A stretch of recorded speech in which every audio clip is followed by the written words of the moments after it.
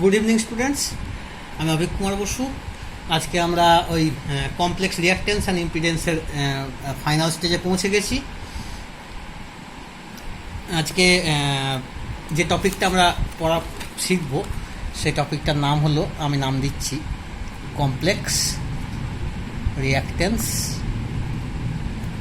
And impedance. এটাই হলো আমাদের অরিজিনাল টপিকটার নাম। এতদিন পর্যন্ত আমরা শুধু রিঅ্যাকটেন্স শিখেছি, আলাদা আলাদাভাবে রেজিস্ট্যান্স, ক্যাপাসিটার আর ইন্ডাক্টার করেছি, রেজিস্ট্যান্স শিখেছি, ইন্ডাক্টার আর ক্যাপাসিটারের রিঅ্যাকটেন্স শিখেছি। কিন্তু আজকে আমরা শিখব কমপ্লেক্স রিঅ্যাকটেন্স কী হয় এবং ইম্পিডেন্স জিনিসটা কী, তাদের টোটাল ডিটেলসটা শিখব। তো প্রথমেই যেটা আমাদের তার জন্য করতে হবে সেটা হচ্ছে আমরা ফেজার আর কমপ্লেক্স নাম্বারের মধ্যে রিলেশন বার করব। ফেজার তোমরা অলরেডি আমার কাছে করে এসছো, আমার গত 3টে লেকচার দেখলে পরেই তোমরা দেখতে পাবে ফেজার কী জিনিস। তাও আমি আরেকবার ফেজারটা মনে করিয়ে দেবো, কারণ আজকের জন্য এটা ভীষণ প্রাসঙ্গিক। এই ফেজারের সাহায্যে আমরা কিছু হেল্প নেব। সেটা হচ্ছে যে আমরা ফেজারকে কীভাবে রিপ্রেজেন্ট করেছিলাম না, ফেজার হলো একটা ভেক্টর যেটাকে আমরা এইভাবে এঁকেছিলাম। যদি একটা ভোল্টেজকে আমরা এইভাবে লিখি যে v t is equal to V max sine omega টি, তাহলে আমরা বলেছিলাম যে এই ভেক্টরটার এই লেংথটা হবে ভি ম্যাক্স, ম্যাগনিচিউডটা, আর এটা এক্স অ্যাক্সিস, এটা ওয়াই অ্যাক্সিস, আর এই অ্যাঙ্গেলটা হবে ওমেগা টি। ওমেগা অ্যাঙ্গুলার ফ্রিকোয়েন্সিতে এটা ঘুরছে, ঠিক আছে? তো এর যে ওয়াই অ্যাক্সিসে যে প্রজেকশানটা, সেই প্রজেকশানটার ভ্যালুই হচ্ছে basically v max sine omega t. যদি এক্স অ্যাক্সিসের প্রজেকশান দিতাম ওটা হয়ে যেত v max cos omega t. আমরা কসটাকে এই মুহূর্তে অ্যাভয়েড করবো, আমরা কারণ পুরোটা এখনও পর্যন্ত যা করে এসেছি সাইন দিয়ে করে এসেছি। ফাইন। এইবার আমি একটা কথা আগে বলেছিলাম কোনো একটা ভিডিওতে যে এই ওমেগা টিটা হলো ফেজ। সে কথাটা কিন্তু ঠিক না, কথাটা ভুল। আমাদের যদি কেন ভুল এক্ষুনি বুঝতে পারবে, আমি এক্ষুনি দেখাচ্ছি যে ফেজ কী জিনিস। ধরো আমাদের আর একটা এরকম ভোল্টেজ দেওয়া আছে, V T is equal to V max sine omega T plus phi. This phi is the phase. কীরকমভাবে সেটা আমার এক্ষেত্রে কীভাবে সেটা বোঝাবো আমি? এক্ষেত্রে আমার এটা যেমনকার তেমন ভি ম্যাক্স ধরে নেওয়া যাক, ধরে নেওয়ার কিছু নেই। এই যে অ্যাঙ্গেলটা ইনিশিয়ালি ও এক্স অ্যাক্সিসের সঙ্গে বানাচ্ছে, সেই অ্যাঙ্গেলটাকেই আমরা বলবো ফাই, ফেজ। তাহলে তোমরা ভাববে যে এখানে এই ওমেগা টিটা কী করে হলো, এক্ষুনি বোঝাচ্ছি। এই ইনিশিয়াল ফেজটা কত ছিল, আমি বললাম ফাই। এরপরে ধরে নাও টি টাইমস পরে ও খানিকটা আরও ঘুরেছে, অবশ্যই ঘুরবে, ওমেগা ইয়ে নিয়ে ঘুরছে, ও অ্যাঙ্গুলার ফ্রিকোয়েন্সি নিয়ে ঘুরছে। তাহলে ধরো এই মুহূর্তে এই ভিম্যাক্সটা ঘুরে এই জায়গায় এলো, ভিম্যাক্সের ভ্যালু হলো এইটা, ভিম্যাক্স রইলো, এই অ্যাঙ্গেলটা হলো omega T. This very angle is omega T, যে টি টাইমস পরে কতটা রোটেশন হয়েছে। এবং এই যে ওয়াই অ্যাক্সিসে এই জিনিসটার প্রজেকশান, এই টোটাল প্রজেকশানটাকে আমি বলবো V max sine omega T plus phi. তাহলে এই ক্ষেত্রে আমার ফেজ কত ছিল, ওমেগাটির পরে আর কিচ্ছু নেই, জিরো। তার মানে আমার ফেজ ছিল জিরো। তার মানে ইনিশিয়ালি আমি ধরে নিতে পারি যে ভেক্টরটা ছিল এখানে টি টাইমস পরে ওমেগা ফ্রিকোয়েন্সিতে ঘুরে, ওমেগা অ্যাঙ্গুলার ভেলোসিটিতে ঘুরে সে এই জায়গায় পৌঁছেছে এবং এখন সেটা ভ্যালু দিচ্ছে ভি ম্যাক্স সাইন ওমেগা টি। কিন্তু এই ক্ষেত্রে প্রথমে এই জায়গায় তার ইনিশিয়াল ফেজ অলরেডি ফাই ছিল, তার থেকে আরও কিছুটা ওমেগা টি পরিমাণ ঘোরার ফলে তার বর্তমান ভ্যালু দাঁড়ালো V max sine omega T plus phi. Good. এটা হলো ফেজারের বেসিক কনসেপ্ট, এটা আমি আগেও পড়িয়েছি, আর একবার বুঝিয়ে দিলাম। এবার এই ফেজারকে আমরা কমপ্লেক্স প্লেন বা আর্গ্যান্ট প্লেনে কীভাবে ডিনোট করব সেটা হচ্ছে বক্তব্য আমাদের। আর্গ্যান্ট প্লেন মনে আছে তো, কীরকম ছিল আর্গ্যান্ট প্লেন?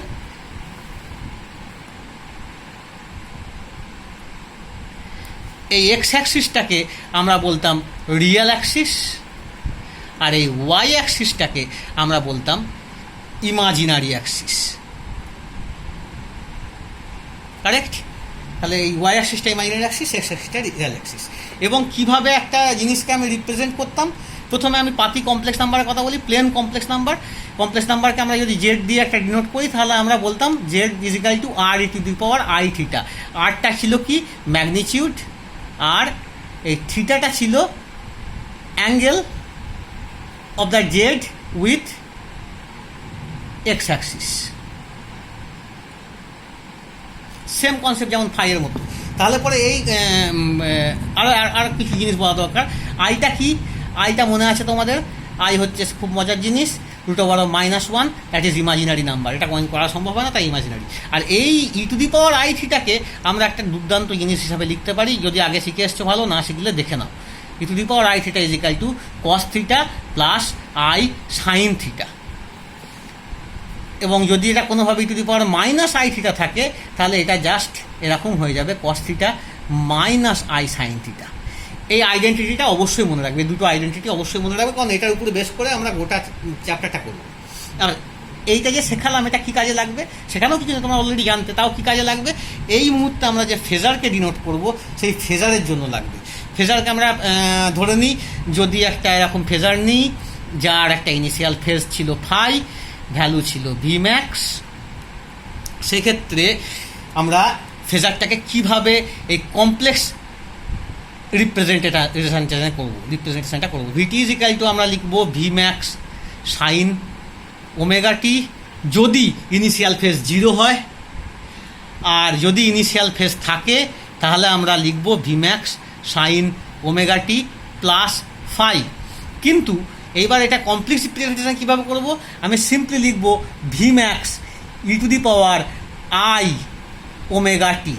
এই যে i θ কনসেপ্টটা, এই ωt ব্যাপারটা এলো। এখানে ম্যাগনিটিউড r ছিল, এখানে ম্যাগনিটিউড Vmax, একই রকম ব্যাপার। এই ম্যাগনিটিউড সেম জিনিস। এবার তোমরা ভাববে যে স্যার এইমাত্র আপনি বললেন e⁻i⁻ সমান cos θ প্লাস i sin θ, তাহলে শুধু সাইন কম্পোনেন্টটাকে আমি e⁻i⁻t পুরো কীভাবে লিখে ফেললাম? এখানে তো কস কম্পোনেন্টটাও থাকা উচিত ছিল। গ্রেট কোয়েশ্চেন, পরে উত্তর দিচ্ছি, আগে এইটাকে লিখে দিই। Vmax e⁻i⁻t প্লাস ফাই, এটাকে রিপ্রেজেন্টেশন এইভাবে করলাম। এবার বলি যে কেন সাইনটা করলাম। এইমাত্র বলে এসছি আমি যে আমরা নিই ওয়াই অ্যাক্সিসে যে প্রজেকশান অনলি সেটা, আমরা এক্স অ্যাক্সিস প্রজেকশানটা নিই না। তার মানে আমি যদি e⁻i⁻t লিখি, Vmax e⁻i⁻t লিখি, আমি সঙ্গে সঙ্গে বুঝে যাব যে এটা বেসিক্যালি আমি ওয়াই অ্যাক্সিসটা নিচ্ছি। ওয়াই অ্যাক্সিসে কী আছে? ওয়াই অ্যাক্সিসে আছে আমাদের ইমাজিনারি অ্যাক্সিস, তার মানে আমি সাইন কম্পোনেন্টটাই নিচ্ছি, কস কম্পোনেন্টটা আমি নিচ্ছি না। অনেক বইয়েতে এইভাবে থাকবে, রিয়াল অফ e⁻i⁻t হচ্ছে cos ωt, R imaginary of e⁻i⁻t হচ্ছে সাইন ωt।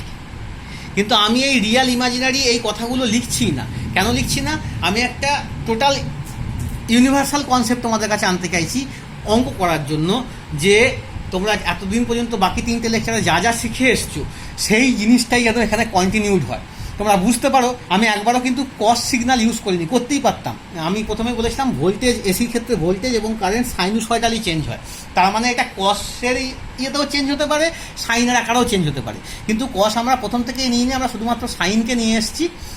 সেই কারণে আমরা সিম্পলি যখনই e⁻i⁻t লিখবো, তার মানে আমরা বুঝে যাব যে আমরা বেসিক্যালি সাইন ωt লিখেছি। Get that? একদম ক্লিয়ারলি নিয়ে নাও। আই পার্টটা i⁻t, তার মানে আমি ইমাজিনারি পার্টটা নিয়েছি। ইমাজিনারিতে কে আছে? Sine ωt, Y axis projection. এই পর্যন্ত ঠিক আছে, এই পর্যন্ত বুঝে নাও। এরপরে আমরা ঢুকবো কিছু মজাদার জিনিসে, যে এই কমপ্লেক্স নাম্বারের পাওয়ারটা কোথায় এবং সেটা আমাদের কোথায় কাজে লাগবে, এবং কেন টপিকটার নাম আমি সব কিছু সাথেও কমপ্লেক্স রিঅ্যাক্টেন্স অ্যান্ড ইম্পিডেন্স আমি দিইনি, তোমাদের সিলেবাসে আছে। কেন কমপ্লেক্স রিঅ্যাক্টেন্স বলা হলো, কমপ্লেক্স ইম্পিডেন্স বলা হলো, এক্ষুনি তোমরা সেটা দেখতে পাবে। আচ্ছা, প্রথমে একটা ক্যাপাসিটারের জন্য করি। ফর ক্যাপাসিটারের কারেন্টকে যদি আমি আই ক্যাপ দিয়ে লিখি, আই ক্যাপাসিটার মানে current for capacitor I cap দিয়ে লিখি, তাহলে সেটা দেখতে হবে এক্স্যাক্টলি এটা Imax sin ωt। এটার কমপ্লেক্স রিপ্রেজেন্টেশন কী হবে বাবা? না Imax এইমাত্র শিখেছি e⁻i⁻t। গুড। আর ভোল্টেজটা কী হবে? ভোল্টেজ অফ দ্যাট ক্যাপাসিটার কী হবে? জাস্ট ক্যাপাসিটারের লেকচারটা দেখো, তাহলেই দেখতে পাবে এক্স্যাক্টলি কোন টার্ম আমাদের এসেছিল। 1/ωc Imax sin ωt minus π/2 বলে একটা টার্ম আমাদের এসেছিল, মনে পড়ছে? এবার তাই যদি হয় তাহলে এটাকে আমরা কীভাবে লিখতে পারি? 1/ωc কী ছিল? আমরা বলছিলাম ক্যাপাসিটিভ রিঅ্যাক্টেন্স XC, আই ম্যাক্সই থাকলো, আর এই sine omega T minus pi by টুকে আমরা complex representation E to the power I omega T minus pi by two লিখবো। সেটা যদি লিখি, এবার একটা খুব সুন্দর জিনিস বার করে ফেলি যে V cap by I cap আমাদের কি বেরোবে, কি বেরোনো উচিত। নর্মাল নিয়ম অনুযায়ী যদি আমাদের ওহমস ল হতো তাহলে আমাদের কী বেরোতো, ভি বাই আই সমান আমাদের কী বেরিয়ে আসতো, আর বেরিয়ে আসতো। তাহলে এক্ষেত্রে তোমরা ভাবছো ভি বাই আই সমান এক্সি বেরিয়ে আসবে, না বাবা, একটুখানি তফাৎ আছে, চেঞ্জ আছে, সেই কারণেই কমপ্লেক্স নাম্বার রিডিউস। দেখে নাও কী হবে, ভি ক্যাপাসিটারের জায়গায় তাহলে আমি কী লিখবো, X i I max E to the power I omega T minus pi by two, আর আই ক্যাপের জায়গায় কী লিখবো, এক্ষুনি লিখেছি I max E to the power I omega টি। তাহলে আই ম্যাক্স কেটে গেল, e to the power I omega T কেটে যাবে, পড়ে থাকবে কি X i e to the power minus I pi by two. এবারে e to the power minus I pi by two এর ভ্যালু কত হবে, এক্ষুনি বার করে ফেলবো আমরা। E to the power minus I থিটার ভ্যালু ছিল cos theta minus I sine theta, তাহলে e to the power minus I pi by two এর ভ্যালু কী হবে, আমি এখানে লিখে দিই e to the power minus I pi by two is equal to cos pi by two minus I sine pi by two. Cos pi by টুর value 0, sine pi by টুর value 1, তাহলে 0 minus 1 I is equal to minus I. ঠিক আছে, তাহলে এই আইডেন্টিটিটা ভীষণভাবে important, মনে রেখো। E to the power minus I pi by two যতবার আসবে আমি সেটাকে মাইনাস আই লিখতে পারি, এবং সিমিলারলি যদি e to the power plus I pi by two আসে তাহলে আমরা সেটাকে প্লাস আই লিখতে পারি, কোনো অসুবিধা নেই, এই অঙ্ক দিয়ে আমাদের চলে আসবে। আচ্ছা, তাহলে X i e to the power minus I pi by টুটা কী হবে আমাদের, এইটার ভ্যালু কত বেরোলো এই মাত্র মাইনাস আই, তাহলে চলে এলো মাইনাস আই এক্সি। তাহলে দেখতে পেলে আমাদের যে আমাদের ইয়ের কথা বলেছিলাম, আমরা রিয়াক্টেন্সের কথা, ক্যাপাসিটিভ রিয়াক্টেন্সের কথা বলেছিলাম, সেটা শুধু এক্সি নয়, minus I X i. By the way, আমরা আর মাইনাস আই কথাটা মানে আই কথাটা আর ইউজই করবো না, আই টার্মটা আমরা তার জায়গায় জে ইউজ করব। এটাই স্ট্যান্ডার্ড টার্ম এই কারেন্টের ক্ষেত্রে কমপ্লেক্স নাম্বারকে ডিনোট করার জন্য। কেন না, আই দিয়ে কারেন্ট বোঝানো হয়, অনেক বইয়েতেই আই ছোটো হাতের আই দিয়ে মানে স্মল আই দিয়ে কারেন্ট বোঝানো হয়, ফলে এটা একটা ভীষণ কনফিউশন তৈরি করবে। সেই জন্য আইকে আমরা বাদ দিলাম, আমরা কি নিলাম, মাইনাস জে এক্সি এই টার্মটাকে নিলাম। ঠিক আছে, তাহলে এই জিনিসটা কি, এই মাইনাস জে এক্সিটা কি, এর একটা সুন্দর নাম আছে, এটা শুধু রিয়াক্টেন্স নয়, এটা হলো কমপ্লেক্স ক্যাপাসিটিভ রিয়াক্টেন্স। বোঝা গেল? তাহলে কমপ্লেক্স ক্যাপাসিটিভ রিয়াকশন হলো মাইনাস জে এক্সি। তাহলে সিমিলারলি তোমাদের যদি, আচ্ছা এখান থেকে আরেকটু অঙ্ক করা যাবে, মাইনাস জে এক্সিটাকে আমি এইভাবে লিখতে পারি, এক্সির ভ্যালু কত, omega C, 1 by omega C, তাহলে জে বাই ওমেগা সি। কিন্তু বহু বইয়েতেই এই টার্মটা পাবে না, তার জায়গায় কি পাবে, তার জায়গায় পাবে তোমরা 1 বাই জে ওমেগা সি। এটা কিভাবে পেলাম, যদি আমরা এই আইডেন্টিটিটা ইউজ করি, জে সমান e to the power J pi by two, যেটা এইমাত্র আমরা শিখেছি, সেটা যদি ইউজ করি তাহলে সেখান থেকে আমরা তিনটা আইডেন্টিটি পাই। জে স্কোয়ার সমান -1, এগুলো আগেই জানো তোমরা। 1 বাই জে সমান মাইনাস জে, আর 1 বাই মাইনাস জে সমান জে। এই তিনটে আইডেন্টিটি কিন্তু আমরা পাই, এবং সেই তিনটে আইডেন্টিটির মধ্যে একটা ইউজ করে আমার মাইনাস জে ছিল, আমি সেটাকে নিচে নিয়ে এসেছি, যেটা মাইনাসটা পালিয়ে গেছে, 1 বাই জে ওমেগা সি হয়ে গেছে। এটা আমি কেন দেখালাম, এটা অনেক বইয়েতে এই রিপ্রেজেন্টেশনটা আছে বলি। এইবার আমরা যদি ইন্ডাক্টরের জন্য করি, ফর ইন্ডাক্টর, তাহলে ইন্ডাক্টরের জন্য কি হবে একটু দেখি, খুব সোজা। আমাদের ইন্ডাক্টরের কারেন্ট যেটা, সেটাকে আমরা লিখব I max sine omega T, মানে হচ্ছে I max E to the power I omega টি।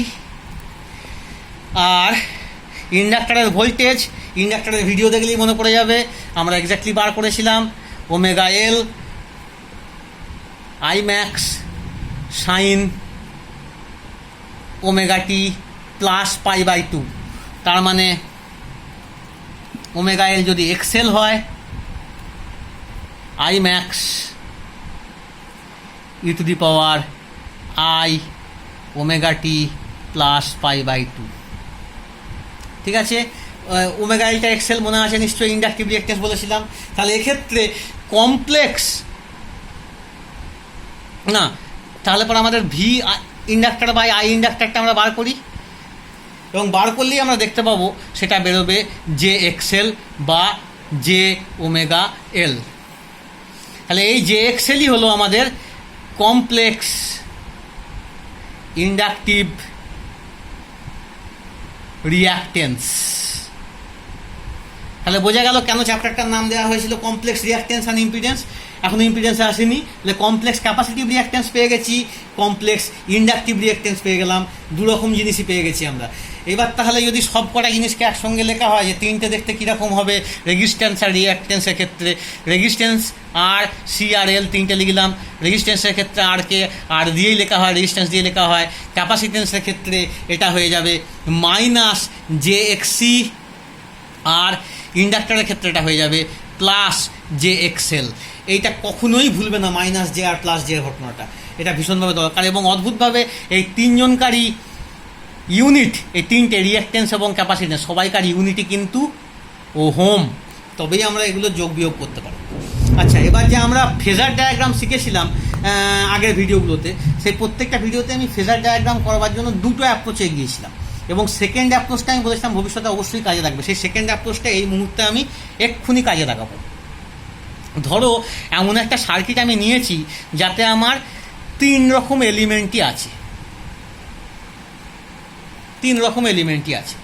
সেক্ষেত্রে আমার নেট যে জিনিসটা সেটা কি হবে, সেই নেট জিনিসটা কি হবে বলছি আমি। মনে পড়ো আমাদের ছবিটার কথা, আমরা এক্স অ্যাক্সিস বরাবর নিয়েছিলাম, এই অ্যাক্সিস বরাবর নিয়েছিলাম রেজিস্ট্যান্সকে, মনে আছে?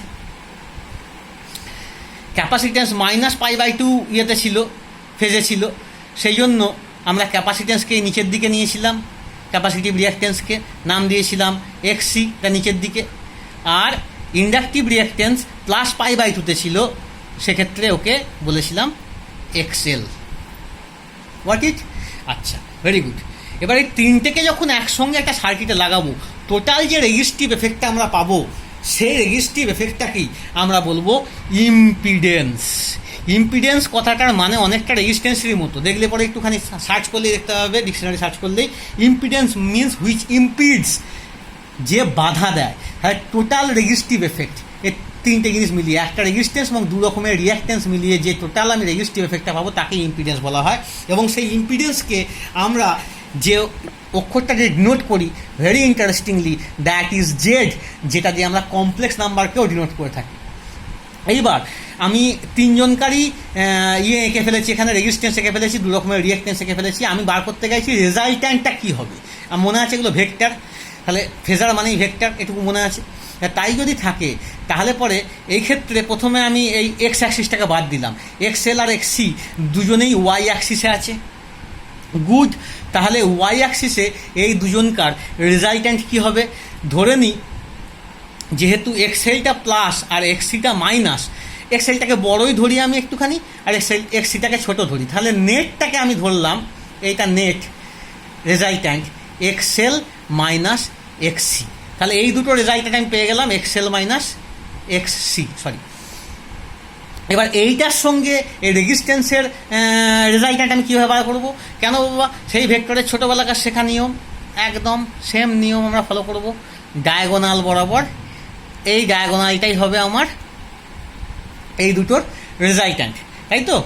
এইটা হচ্ছে আর এটা হচ্ছে এক্সএল মাইনাস এক্সসি। তাহলে এই ডায়াগোনালটাই হবে আমার ইম্পিডেন্স, ঠিক আছে? গুড। এবার তাহলে আমার এই ফর্মুলা অনুযায়ী কি দাঁড়ালো? জেড সমান, আরেকটাও মজার জিনিস দেখো, খেয়াল করো তোমরা, যেগুলো ইউজ করেছিলে দেখো যেগুলো কাজে লাগবে। এটা তো ইমাজিনারি অ্যাক্সিস, তার মানে সবাইকার আগেই জে আছে, এটা প্লাস জে এরিয়া, এটা মাইনাস জে এরিয়া, একদমই তাই আছে। জে এক্সএলটা প্লাস আর মাইনাস জে এক্সসি এটা মাইনাস। হ্যাঁ, টোটাল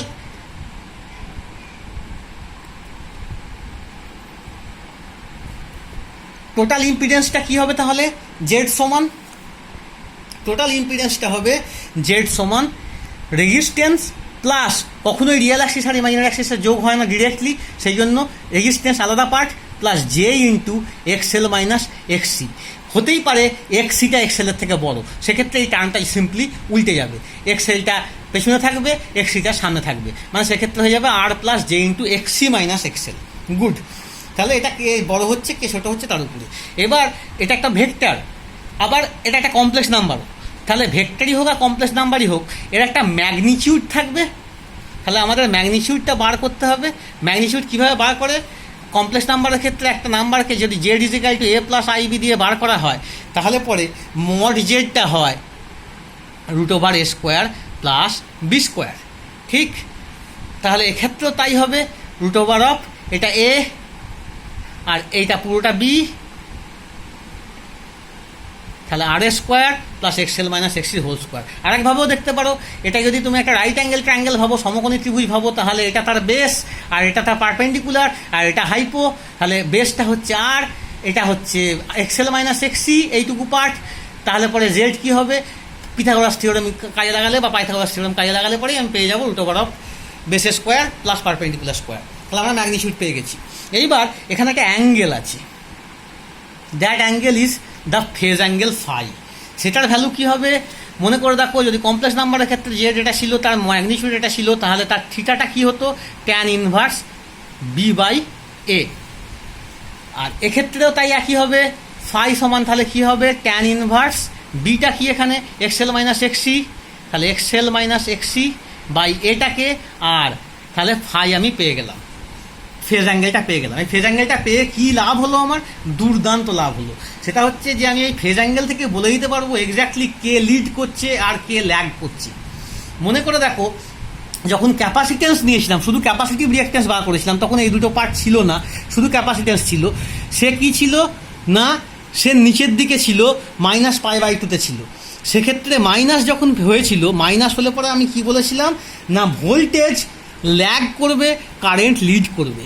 এবং যখন শুধু XL নিয়েছিলাম, এই রেজিস্ট্যান্স এবং ক্যাপাসিটেন্স ছিল না, সেক্ষেত্রে আমি বলেছিলাম কি, ভোল্টেজ লিড করবে, কারেন্ট ল্যাগ করবে।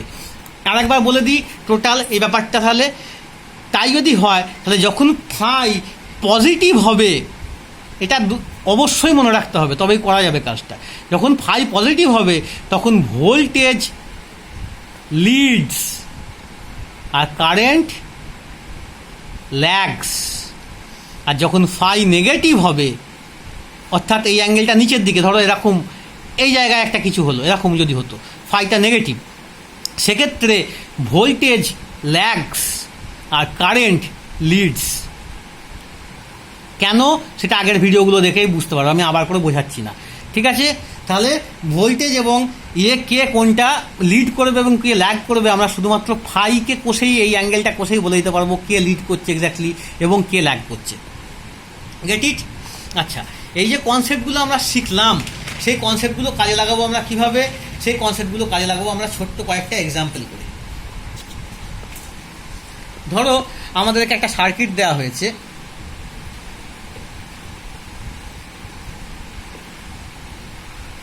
যেটাতে 3 রকম এলিমেন্টই আছে।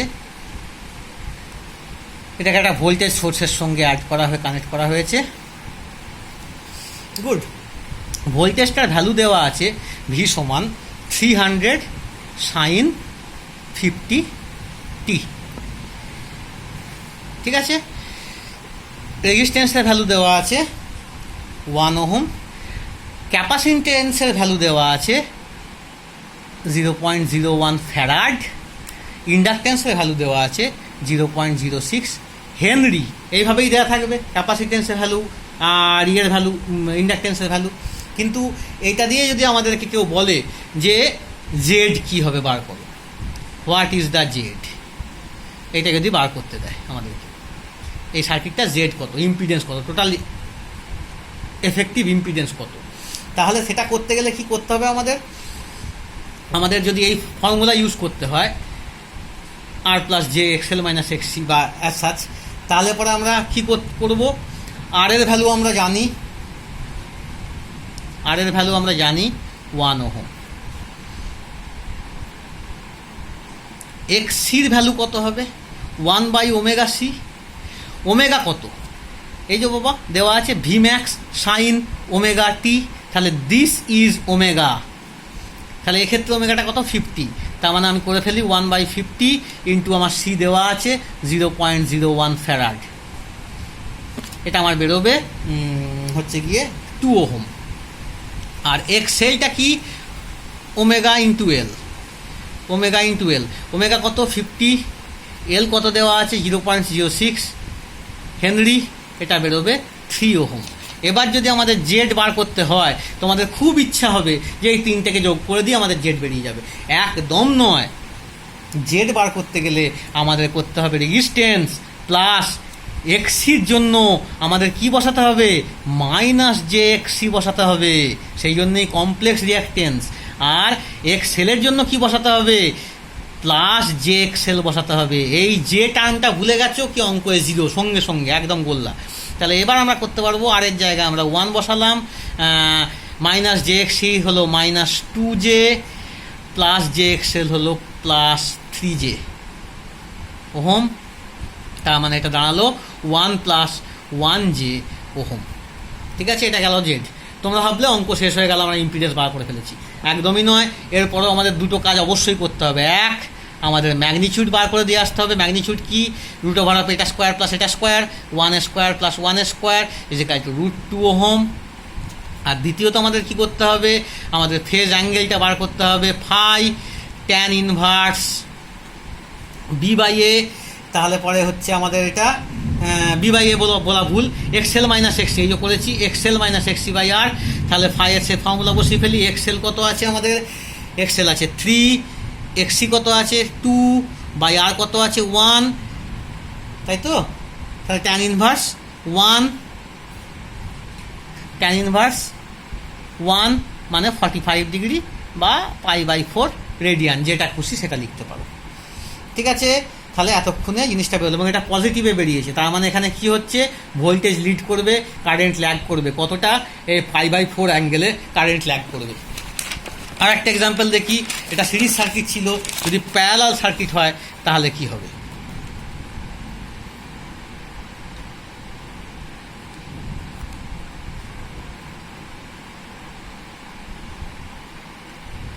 প্যারালাল সার্কিটে আমি জাস্ট দুটো কম্পোনেন্ট অ্যাড করেছি, রেজিস্ট্যান্স আর ইন্ডাকটেন্স।